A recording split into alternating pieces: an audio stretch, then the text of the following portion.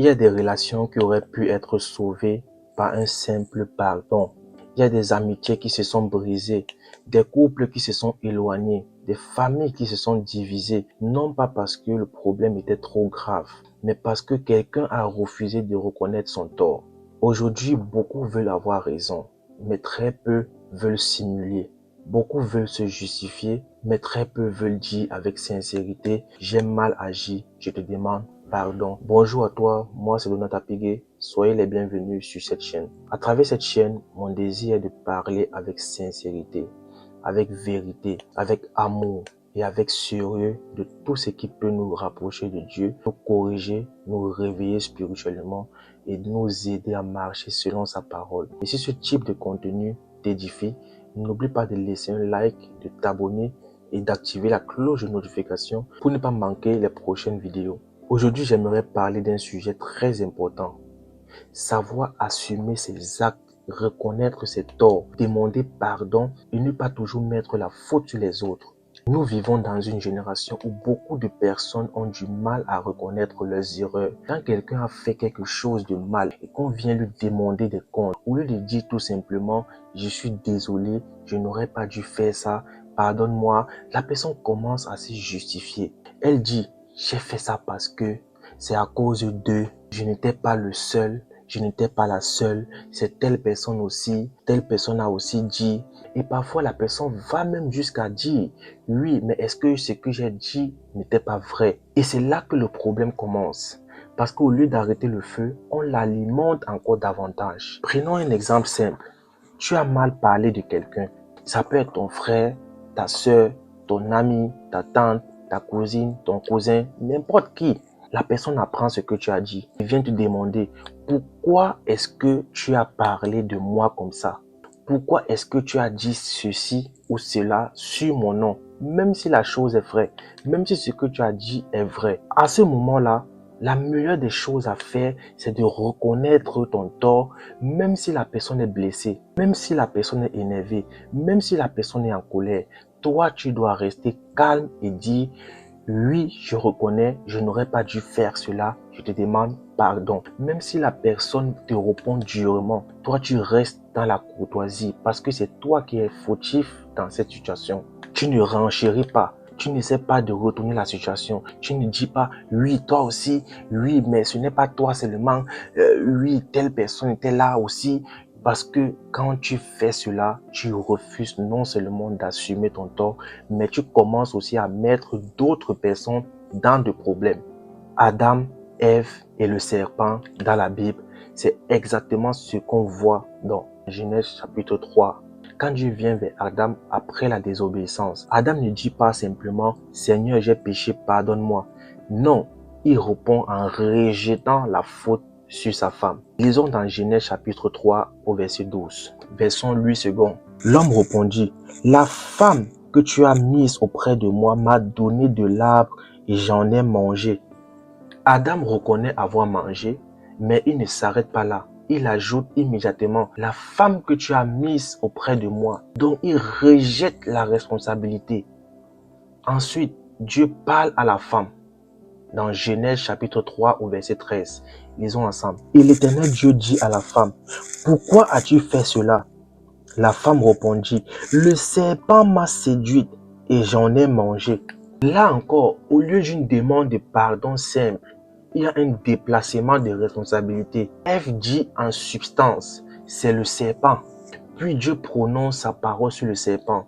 Dans Genèse chapitre 3, versets 14 à 15. Lisons ensemble. L'Éternel Dieu dit au serpent, puisque tu as fait cela, tu seras maudit entre tout le bétail et entre tous les animaux des champs. Tu marcheras sur ton ventre et tu mangeras de la poussière tous les jours de ta vie. Je mettrai intimité entre toi et la femme, entre ta postérité et sa postérité. Celle-ci t'écrasera la tête et tu lui briseras le talon.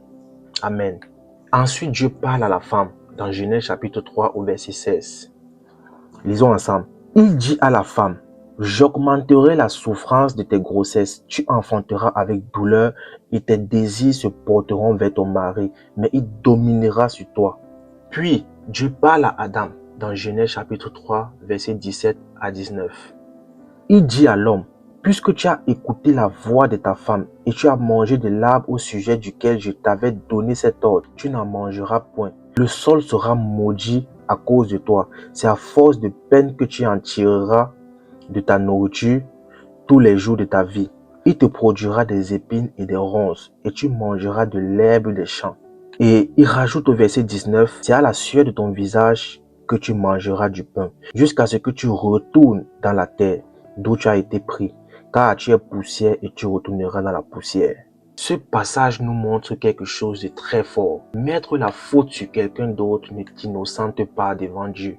Si rejeter la faute suffisait, alors Adam et Ève auraient été laissés tranquilles, puisque le serpent les avait séduits. Mais non, Dieu parle au serpent, à la femme et aussi à Adam. Chacun répond de son acte. Et c'est aussi comme cela dans nos vies aujourd'hui. Le fait que quelqu'un t'ait influencé n'annule pas ta responsabilité devant Dieu. Je prends un exemple concret. C'est pareil dans la vie quotidienne. Tu travailles dans une entreprise, tu fais une erreur et ton chef vient te demander pourquoi est-ce que tu as fait cela. Au lieu de dire tout simplement à ton chef, chef, je suis désolé, je ferai mieux la prochaine fois. Mais toi, tu as peut-être dit, c'est telle personne qui m'a dit de faire comme ça. Même si c'est vrai, dans certains cas, tu viens de mettre quelqu'un d'autre dans le pétrin au lieu d'assumer ce que toi tu as fait. Et souvent, ton responsable ne te verra pas comme quelqu'un de mature, mais comme quelqu'un qui cherche à sauver sa tête à tout prix. Moi-même, j'ai appris cela dans certaines expériences. Quand je travaillais chez McDonald's, j'ai déjà commis une erreur en cuisine. En réalité, c'était un collègue qui m'avait dit de faire cela comme ça. Mais quand le chef est venu demander pourquoi cela avait été fait ainsi, au lieu de dire simplement « je suis désolé, je ferai mieux la prochaine fois », j'ai voulu me décharger sur l'autre et le chef m'a repris. Il m'a fait comprendre que ce n'était ni humain ni professionnel. Et c'est là que j'ai compris que souvent, à force de vouloir toujours sauver notre image, à force de vouloir toujours nous blanchir, nous révélons un manque de maturité. J'ai aussi vécu une autre situation similaire avec des amis. Un jour, on parlait d'un autre ami et j'ai donné mon point de vue. J'ai juste donné mon point de vue. Plus tard, la personne concernée l'a appris. Quand cela est revenu devant moi, j'aurais pu dire ce n'était pas moi, ce sont les autres qui ont dit. J'aurais pu citer les contemporains et me blanchir. Mais qu'est-ce que j'ai fait? J'ai demandé pardon. J'ai reconnu que cela ne devait plus se reproduire. Et ça aussi, c'est important. Et même très important. Chercher à te blanchir en salissant les autres n'est pas la voie de Dieu. Il y a aussi un point très important. Beaucoup de gens disent demander pardon, mais en réalité, ils ne demandent pas pardon sincèrement. Par exemple, tu viens demander pardon à quelqu'un et puis tu dis, je te demande pardon, mais c'est toi qui as commencé. Je te demande pardon, mais tu sais que c'est toi qui m'avais poussé à bout, non? Je n'aurais pas fait ça si tu m'avais pas fait ça. Si tu ne m'avais pas fait ça, je n'aurais pas fait. C'est toi qui m'as induit en colère. C'est toi qui m'as induit. C'est pas comme ça qu'on demande pardon. Ou bien tu pourrais même dire, je te demande pardon, mais reconnais aussi ta part. Reconnais aussi que tu es fautif. Ça, ce n'est pas un vrai pardon. Parce qu'en réalité, tu demandes pardon tout en accusant l'autre. Un vrai pardon est simple. Un vrai pardon dit, je suis désolé, je n'aurais pas dû faire ça. Pardonne-moi. Et même si la personne répond, c'est toujours ce que tu dis, mais tu ne changes jamais. Toi, reste juste humble. Tu réponds avec calme. Tu ne transformes pas la tentative de réconciliation en nouvelle dispute. La Bible parle clairement de cela dans Proverbes chapitre 28 au verset 13. Celui qui cache ses transgressions ne prospère point, mais celui qui les avoue et les délaisse obtient miséricorde. Amen. Ce verset montre bien qu'il ne suffit pas de cacher, nier ou contourner. Il faut avouer et délaisser. Dans 1 Jean chapitre 1 au verset 9 également. Lisons ensemble. Si nous confessons nos péchés, il est fidèle et juste pour nous les pardonner et pour nous purifier de toute iniquité. Amen. Donc Dieu pardonne à celui qui confesse sincèrement. Nous pouvons aussi le voir dans Jacques chapitre 5 au verset 16. Confessez donc vos péchés les uns aux autres et priez les uns pour les autres afin que vous soyez guéris. La prière fervente du juste a une grande efficace. Amen. Il y a une guérison qui vient quand on arrête de cacher et qu'on commence à reconnaître. C'est pour cela que Proverbe chapitre 15 au verset 1 nous dit ceci. Une réponse douce calme la fureur, mais une parole dure excite la colère. Amen. Donc, quand quelqu'un vient te demander des comptes, ta manière de répondre peut apaiser ou aggraver la situation. La Bible nous dit également dans Matthieu chapitre 5 au verset 23 à 24. Si donc tu présentes ton offrande à l'autel et que là tu te souviennes que ton frère a quelque chose contre toi, laisse là ton offrande devant l'autel et va d'abord te réconcilier avec ton frère. Puis, viens présenter ton offrande. Amen. Dieu montre ici que la réconciliation compte énormément. Également dans Psaume chapitre 51 au verset 19. Lisons ensemble. Les sacrifices qui sont agréables à Dieu, c'est un esprit brisé. Ô Dieu, tu ne dédaignes pas un cœur brisé et contré. Donc, pour te dire que Dieu ne méprise pas une humilité sincère. Maintenant, il faut se poser la vraie question. Quand j'ai tort, est-ce que je sais le reconnaître? Quand je blesse quelqu'un, est-ce que je sais demander pardon? Quand on me confronte à mon erreur, est-ce que je m'humilie? Ou bien est-ce que je cherche immédiatement quelqu'un sur qui rejeter la faute? Parce qu'il faut être honnête, beaucoup de gens ne veulent pas vraiment la paix. Ils veulent surtout sauver leur image. Beaucoup ne veulent pas vraiment réparer. Ils veulent juste ne pas être vus comme coupables. Mais devant Dieu, ce jeu ne tient pas.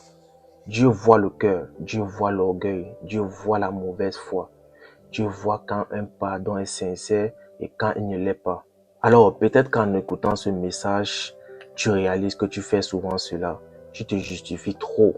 Tu demandes pardon avec des conditions. Tu rejettes le plus souvent la faute sur les autres. Tu veux toujours avoir raison. Tu as toujours du mal à dire « j'ai eu tort ».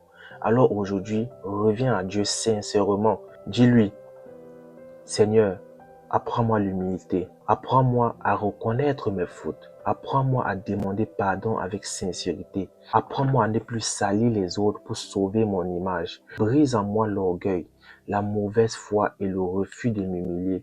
Parce que le salut ne se voit pas seulement dans les paroles.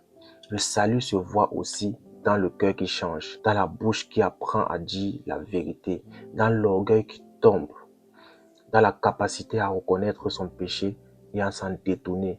Et il y a une différence entre le regret et la repentance. Le regret, c'est être triste à cause des conséquences. La repentance, c'est reconnaître sincèrement son mal, demander pardon et décider de ne plus recommencer. Dieu ne cherche pas des gens qui savent seulement dire pardon. Il cherche des gens qui sont prêts à changer. Alors aujourd'hui, examine-toi. Combien de conflits dans ta vie auraient pu être évités si tu avais simplement reconnu ton tort? Combien de relations auraient pu être restaurées si tu avais demandé pardon sans te justifier? Combien de blessures ont duré simplement parce que ton orgueil t'empêchait de t'humilier? Une personne mature n'est pas celle qui ne tombe jamais. C'est celle qui sait reconnaître sa faute, demander pardon, se relever et changer. Alors apprenons à assumer nos actes. Apprenons à reconnaître nos torts. Apprenons à demander pardon sincèrement et surtout, arrêtons de toujours mettre la faute sur les autres. Alors, si ce message t'a parlé, n'oublie pas de liker, partager et surtout t'abonner et activer la cloche de notification afin de ne rater aucune de nos prochaines vidéos. Et on se retrouve demain pour une nouvelle vidéo. Porte-toi bien. Ciao, ciao. Peace.